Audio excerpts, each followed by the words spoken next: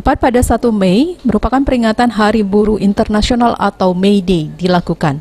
Pada Hari Buruh ini beragam permasalahan masih dialami oleh para buruh di tanah air, khususnya di Sumatera Selatan. Di antaranya permasalahan tersebut adalah soal kesejahteraan, upah para buruh yang masih di bawah standar.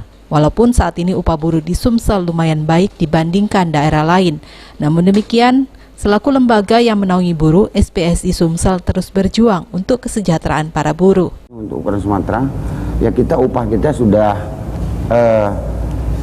cukup baik dari beberapa provinsi yang lain. Tapi kalau untuk keseluruhan secara itu upah yang ada di Indonesia ini masih jauh di bawah negara-negara lain. Nah inilah makanya kita tidak berhenti untuk selalu berjuang memperjuangkan daripada hak pekerja. Maka pada tahun ini kami memberi judul dari KSPSI yaitu Totalitas Berjuang Tanpa Batas. Ya. Jadi kami akan berjuang untuk kesejahteraan pekerja, khususnya anggota kami, ya tanpa batas dan berjuang terus sampai hal-hal yang kita inginkan demi kesejahteraan pekerja ini besar.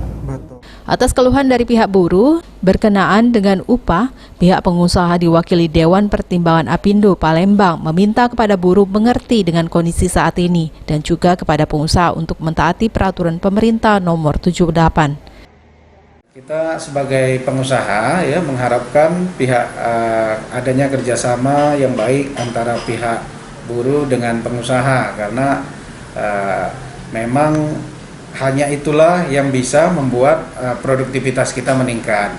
Ya, situasi sekarang ini memang perlu diketahui pandemi bukan cuma di Indonesia, ya, di seluruh dunia mengalaminya.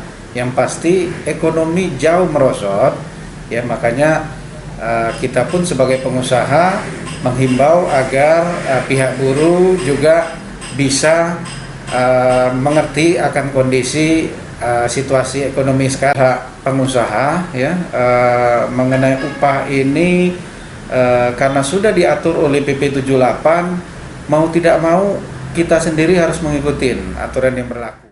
Sejauh ini upah buruh sendiri telah diatur dalam Undang-Undang Nomor 11. Namun sesuai aturan upah buruh telah dicantumkan dalam UMP.